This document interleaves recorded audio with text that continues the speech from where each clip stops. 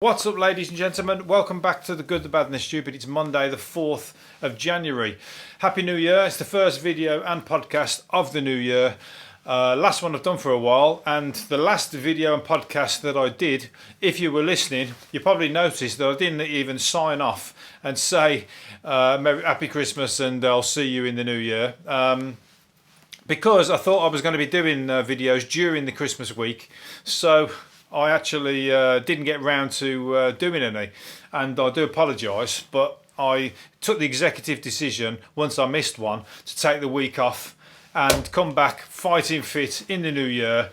And to be honest, I wish I'd have done them because I got bored very quickly during the week, and I was missing sending out my signals, my beautiful monotone sounds out to the universe, contacting the aliens, trying to speak to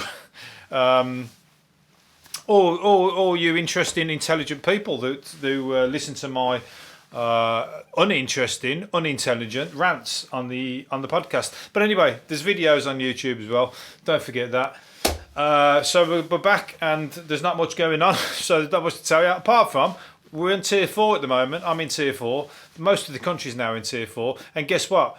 I think using the powers of my mind, at 8 o'clock tonight, when Boris Johnson does his speech, I think we're going into tier 5, so we're going into a full lockdown. So it ain't much different to what we got at the moment either, is it? But at the same time, it just shows you that we're going fucking backwards. It's a real pain in the arse, but I don't even know what the rules are going to entail, but I'm just going to keep doing what I'm doing, and unfortunately that doesn't change whether I'm in lockdown or not. So for me, I'm not too stressed about it, but if fuck Christmas up, then if Christmas was done, New Year weren't up to much. You just had to make the best of it. But anyway, we battle on. There's worse things going on there's worse situations to be in, and that's one of the fucking beds in the COVID ward, I imagine. So let's not moan about it too much. It's snowing all over the country. No, it isn't. It's not snowing where I am. It's snowing in some parts of the country, and it looks nice, and that's good because you can get out for a long walk in the snow, and that's quite fun. I would like to do that. Get your wellies on, get all your warms on, and then fucking go out for a walk and just don't come back for 4 hours. Do a real long one. Kill some time, basically. But otherwise, where I am, there ain't no snow. But I saw a brilliant video on Facebook today of some cars in Turkey. Turkey, I didn't even... in Ankara in Turkey, and obviously Turkey is really hot, isn't it? But they had some icy roads, and the roads were that steep. The cars were just sliding down the road, spinning around and around, and sliding down the road and then bouncing off other cars like pinballs. And it just looked crazy. I mean, the people were in the cars as well. Luckily, they all got out all right. But these hills were just not made for cars to be driven up and down, even when there's no snow on them, I imagine, because that's how steep they were. But these cars were flying down there. So check that video if you get onto YouTube, Facebook or YouTube. It's quite funny when you know that nobody got hurt. You can laugh at it. But anyway, there ain't even much in the news, as I told you. So apart from the first battery-powered Hearse, there's a battery-powered Hearse taking people to their graves. That's good. Nice and cheery. So that's what's the word? Ecologically, eco-friendly.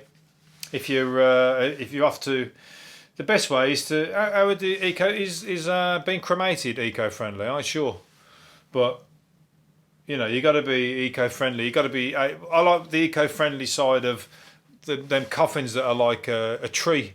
It's like a bag. They bury you in like a big round ball, and they bury you in the ground, and then a tree grows out of you, and then you become a tree. I like that idea.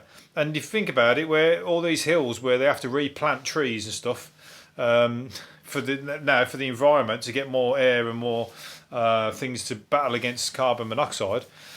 We're a better place. Just create that like a human cemetery. Just don't have any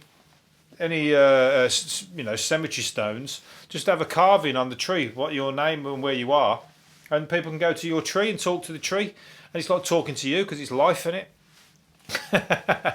People always talk about talking to trees. People, all these hippies, they're all for talking to trees, and now we've got a reason to, because your loved ones underneath it. You gotta like, you know. I think there's something in that, definitely. You know, or you can go. You know, it's better than talking to. You know, I don't know. It's just a different way of doing things, isn't it? I think it's ecological, and it's definitely going to save space that's being cleared for multiple cemeteries and all that kind of stuff. Anyway, moving on. Snorers. Are you a snorer? Because I hate you already. I hate snorers. I'm a light sleeper. Therefore, me versus a snorer do not get on. Snorers sound as loud as chainsaws or vacuum cleaners, say 2 in 10 long-suffering partners. You just don't put up with it, unfortunately. You just have to say, sorry, we don't belong together. As much as I love you, I fucking hate you from at least 8 hours of the night. 8 hours of every night, I hate you, hate your guts. So therefore, I don't think we should be together. It's not fair that I hate you for 8 hours of the night, and it's also not fair to me that I have to hate you for 8 years and listen to that fucking shit coming out your nose. So yeah, if you're a snorer, you need to make yourself another snorer. I wonder as well. I bet the snorers, I wonder if they piss each other off.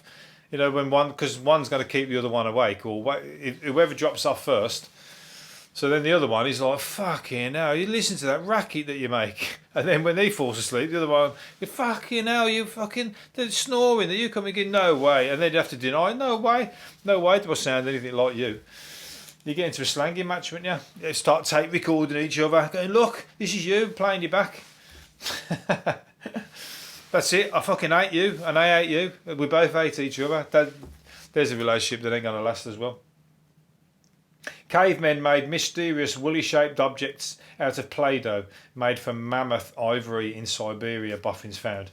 That's what's it called? Cave kids out of Play-Doh, like shape stuff. That's the kids making penises, isn't it?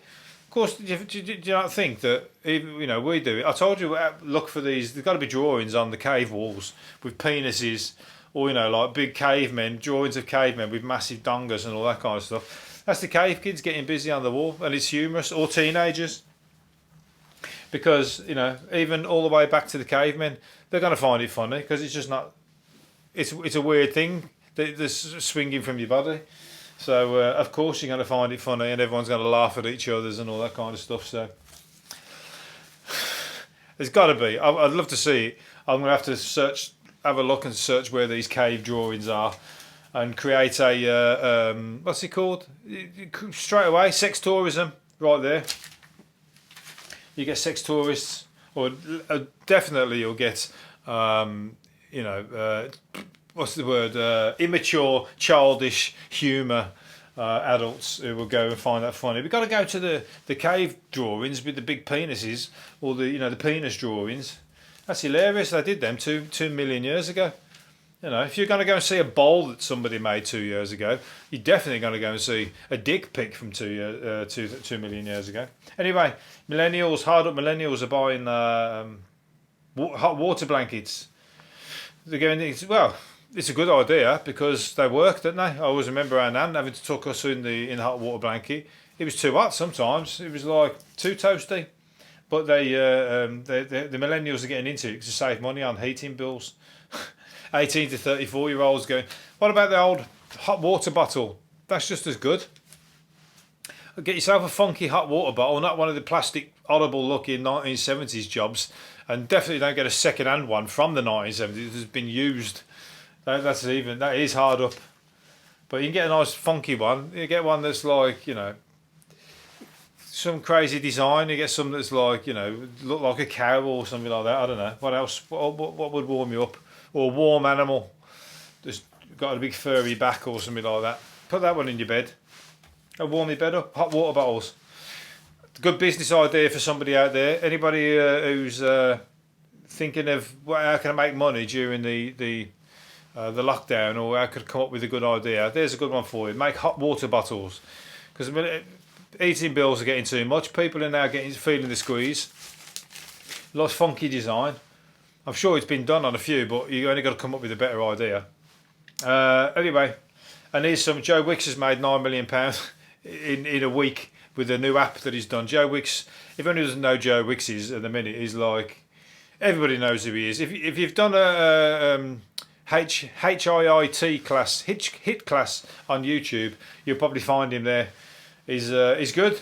He's got some great classes on YouTube, and you know, keeps you. If you can't go to the gym, there's loads of stuff on YouTube to do.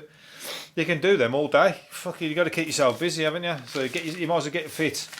Either that, or either get some weed. Otherwise, you know, if I'm not doing exercise, I'm not smoking weed because you don't agree with me. But if my leg will be tapping because I need to burn some energy, I need to do something. That's why I do this podcast, because I've got to keep myself busy. And as soon as I heard the lockdown was coming, I might have took another week off, but as soon as I heard the lockdown was coming, I thought, oh, fuck this, I better get back to the podcast, otherwise I'm going to start going stir crazy again. Anyway, good Christmas toy that somebody had was a boxing toy. I haven't spoken about many Christmas toys. You know why? Because I haven't had any presents yet.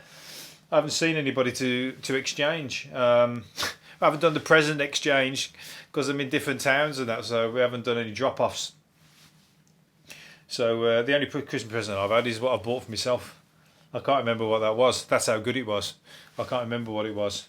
And that's what I mean. It was good because it fucking killed my brain cells. Right, anyway, moving on.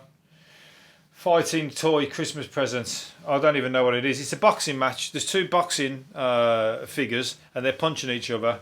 And you play out, but it talks and it says shit. It swears to each other when they lose. Is the point of my of this story? It swears at each other. So all mums and dads have bought it for their kids for Christmas, and the boxing they're going, "Fuck! Oh, you hit me! Ah, you bastard!" And it's like saying that it's just swearing at each other basically. So it's the kind of toy I'd like, and it's the kind of toy our mum would still buy for me, knowing that it swore anyway. But some parents don't like to put cotton wool in the kids' ears. They don't want to hear that they swear or know that there's swearing in the world. Not until you're old enough. Kids know, believe me, way before. Kids are watching porn from fucking the age of 10 these days. Sad, unfortunately. But that's how accessible it is. It's not like when you had to go search, you know, wagging it from school to go around somebody's house and finding all the kids' parents' porn stash or videos. You know, you couldn't hide them. Then VHS tapes, the porn VHS tapes, you can't hide them. There's nowhere to put them. You know, there's only so many cubby holes and all that kind of stuff. So you'd easily find it, and then you'd watch that and rewind, watch it, rewind, watch it. Anyway. I'm going to leave it there. Apart from Pierre Cardin died over the last week or two, didn't he? Pierre Cardin. Always remember Pierre Cardin clothes when we was growing up. Always tried to buy them from spend a fucking fortune on them kind of clothes. When you were a kid and you ain't got that kind of money, you had to, when you were a really young kid, you had to have the fake ones, Pierre Cardin or something like that they were selling from the Indian shops in the markets. But when you grew up, you got to know that it was a bit stylish, so you try and spend a bit of money on it. But, you know, that's when you got to look good when you're in your teenage and your 20s. You got to look good. You know, you got to look the business. That's what you do when you're in the poorest states. You grow up, you try and dress bling, you dress up. But when you're from all the posh people, they dress down, don't they? They all want to go hippies. They want to fight against they go the opposite way. They don't want to look posh. They're bored of money. The opposite. They should just come, make friends with some poor kid on the estate, and swap money, swap bank accounts, and then everybody's happy. Right, I'm going to leave it there and do another one tomorrow. Hopefully you've enjoyed it, and I'll see you. I've just said it. I'm out of practice. As I said, I'm going to do another one tomorrow, so I'll see you then. Bye.